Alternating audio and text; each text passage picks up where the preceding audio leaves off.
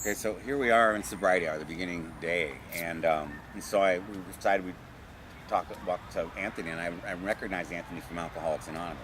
I go, you remember me? And I'm like, so we have that look and we know what's going on. Yeah. And so I was, in your shoes before, and so we're like we said, we're trying to find some solutions, but they need to know about what it's like. So tell them about what we talked about originally. You're saying that one of the problems of suffering homelessness is hanging on to your stuff. Yeah. So especially when previously you've had an eviction.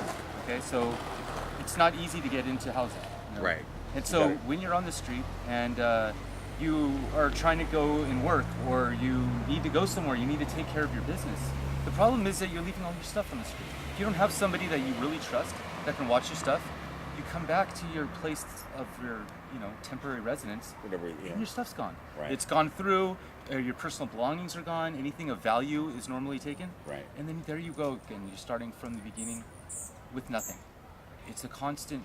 Right. It's a constant thing. It's just that's what I was expressing to you. Has been the hardest thing for me is just keeping anything that you get. Right. Exactly. When you get it, what do you do? So it was a decent idea that we just thought of it just recently. Like, well, why not have a locker? Maybe we can get a way to get a funding to be able to get you a storage place so that you can have your stuff there, and then it becomes on this thing that what we as alcoholics typically aren't responsible, because if our craving so hard and thinking that's the answer to go back to the booze, we forget that we lose things again. So if we started to possibly get people to donate for a locker, and then they get to know you. So you're donating a locker to Anthony, and then if you want to get to know him, he's at this bench over here, or whatever. But so talk about yourself. Like, what was it like before? I mean, we go in and out of good sides and bad sides. But what were you doing? Kind of work were you doing before? Oh, I was working for Google. I was working on Wilshire and La Cienega in the Larry Flint Productions building, selling ad space on Google for real estate agents. I got together with a girl from the office. I ended up marrying her. She was an alcoholic. Oh, I became an alcoholic as well, and ended up losing that job, and finding myself with an eviction, ruined my car. I had a brand new Honda that I had just purchased, and I basically just trashed it. Right. Within months, I went from having this really nice car and great job to being evicted on the streets, no family around, so I have nobody to help me like that. And I was isolated with my wife at the time. She kind of found a way to isolate me, and you know what I mean? Was there a level of codependence going on here too? Yeah, you think so? absolutely. Yeah. Absolutely. Same So, thing with old relationships. It's like we both drink together. Oh, we're friends for life, and then we just live a life of misery. Exactly. And so that's what happened. I just ended up on the streets, and it just was seemed like overnight. And from that point, it was like, okay, now I'm on the streets. I quit drinking. I was attending AA. That's where I met you, I believe. Right. I was at some of the local AAs. I tried doing the AA program. Found a lot of really nice guys, that I met. Support group, and that helped me through the, getting off alcohol. Right. But I still found myself with the constant problem of where to go, and you know what I mean. Where to keep your stuff. They kick you out of every place. There's nowhere you can legally, set up a residence.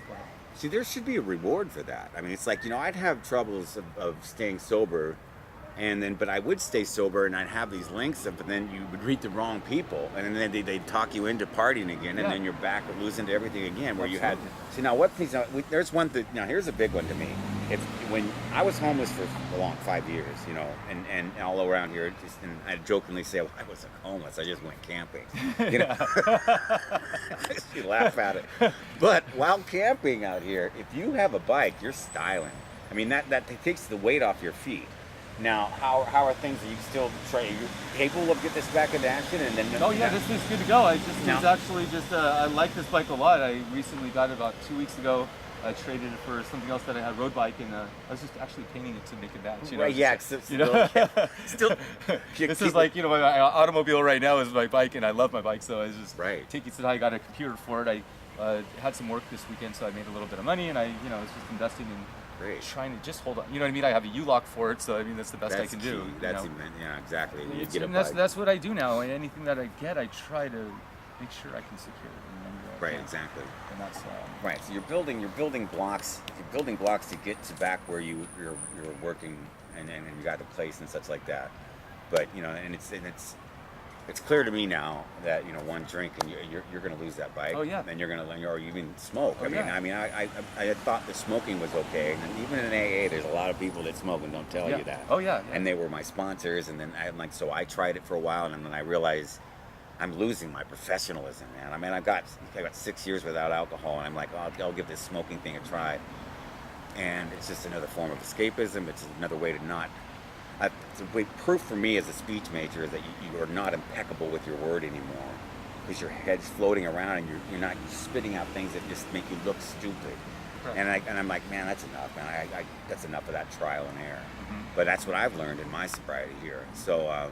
It's a constant thing when you're on the streets and you're meeting people, because when you're homeless, you tend to have some, extra time. You meet people and you get into other activities. You try different things, and that's another thing. We need to come together and But at the same time, alcoholics were solo acts anyway. I mean, so Yes. we can exchange our belief systems and comfort each other, but we still run on a solo route. But I think, to a certain degree, that's what I wanted to do. Sobriety hour is another form of AA where we start to utilize or learn more about the circumstances of, like, I would have stayed sober longer if I knew there was something out there that was somebody like myself that got sober and like, I want to give back, but I want to give back a lot more. I mean, for people that there's degrees of alcoholism where people have just the temple has been brutally so beat that it's like it's a tough one to try to bring them back to life.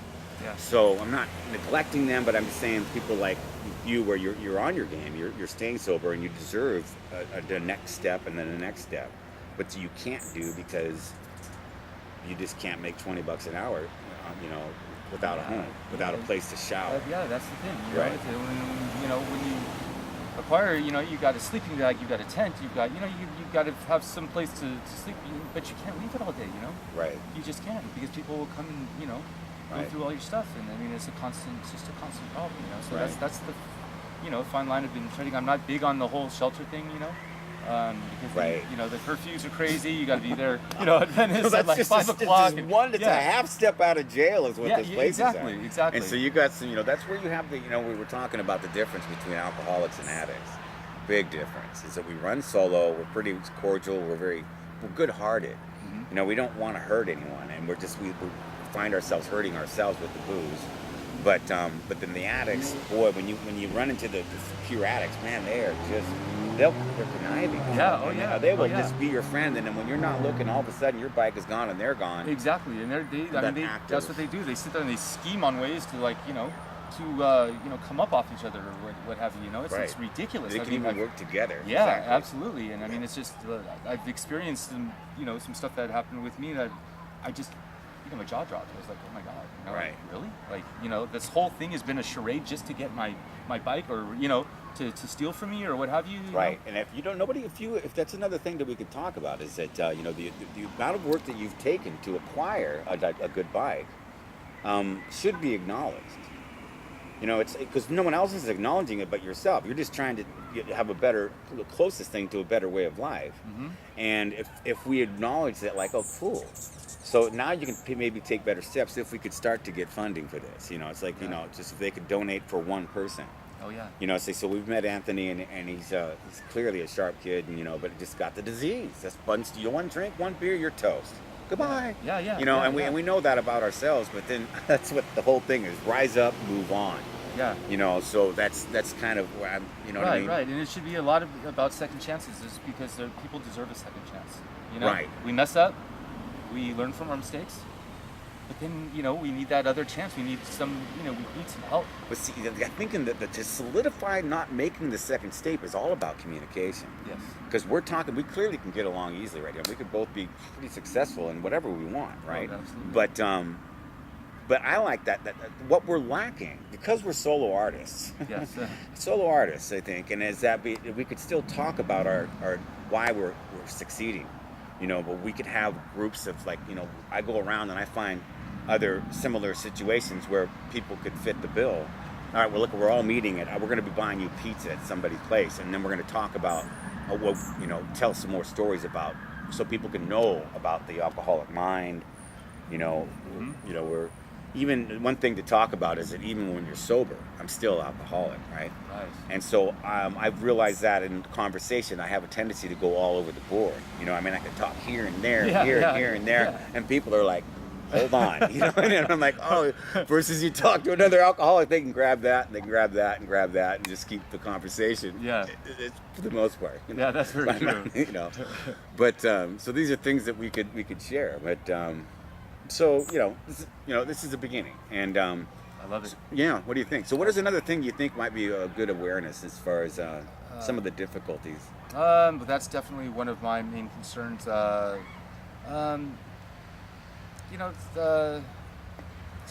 so many things. How about sleeping?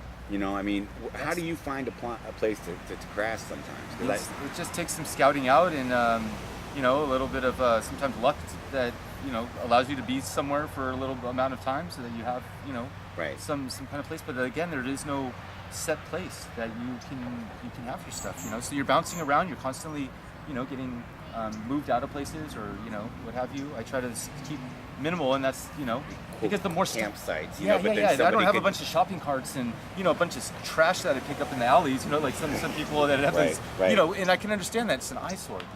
People don't want to see that. Right. And so talk about cleaning up the city. Yeah, right. yeah. That's another thing. So then that's so awareness. I clean you up, and then we go out and try to figure out. I mean, because it's still a study. I still don't know why people hoard like that. Right. Because I think that's levels of being on the ground so long that you want to acquire things, and then so it's a mental thing of like I must have. If I can acquire something that's fluffy and soft, I'll put that in my basket. Yeah.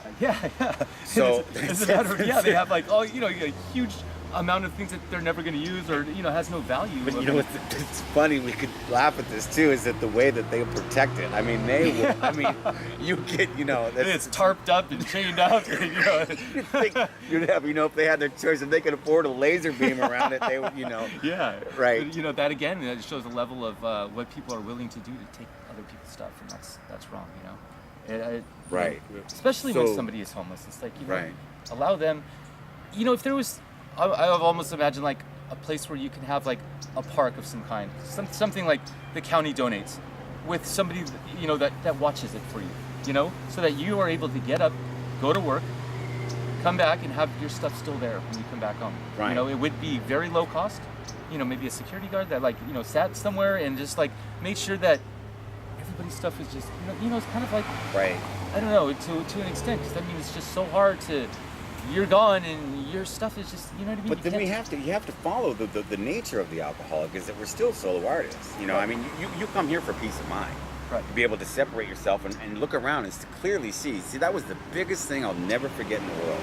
My worst place, two of my worst places to be homeless were Santa Monica and San Pedro. Okay, and so after I got some funds from Mom to be able to get out of town, and I took a bus and I came to the Veterans Park and I lied down on the lawn. I'm like, exactly back in the day when it was, wasn't even fixed up then. I was just like, yeah. You could totally tell that you're not being stalked. That somebody's not checking you out, trying to scam you out of something. And I'm like, this is a good town. And I'll tell this story again. It was like when I fell in love with Rhonda, because I walked all the way to the jail. I say, I need a blanket, and they gave me one. Oh, yeah. I'm like, I got my blanket. I'm like, this is a cool town. I'm gonna go back to my little park and stay warm for 2 nights, or something. And but it was the gesture that mattered. That act of kindness, because there's peace officers and there's creep officers, right? Yes, absolutely. There's definitely both sides of the story. And again, being at Veteran Park, you're not at a place where you're allowed to be as well. Like it's not like Santa Monica, they allow homelessness. They'll take you from one city and drop you off in Santa Monica because you're allowed to be homeless in Santa Monica, for say, like to be on the street and so forth. Well, the cities do that swapping thing. We've heard that a lot. Yeah. Torrance actually sends a lot of their people to San Pedro. Right, perhaps, exactly. They have their designated areas where they put you, and that's why you may have felt like you weren't getting scammed on, because it's, what I mean? It's not a place where they're all congregated, Right. And that's the problem. Is like they're putting everybody in a place like you get stuck in Santa Monica, per se, and they're just. I don't know. It's like it's a whole different world. It's a whole different. So it's like I knew that I got sober in Redondo Beach because I could. Yeah. Because there's a level of peace of mind, and there are sober people that are willing to guide you. Yes. So anyway, so this is Sobriety Hour, and this is the beginning. Thank you, Anthony. And Absolutely. And we'll keep in touch. And Yeah. and thanks for tuning in. This is the beginning of something positive that we can educate ourselves on what the disease is about and where are the lines of who can we help and get results. And so Anthony's a good subject, and we can find other people. So I think this is going to be great. Thank you for having me. no problem. Thanks, Anthony. All right, Absolutely. thank you. All right.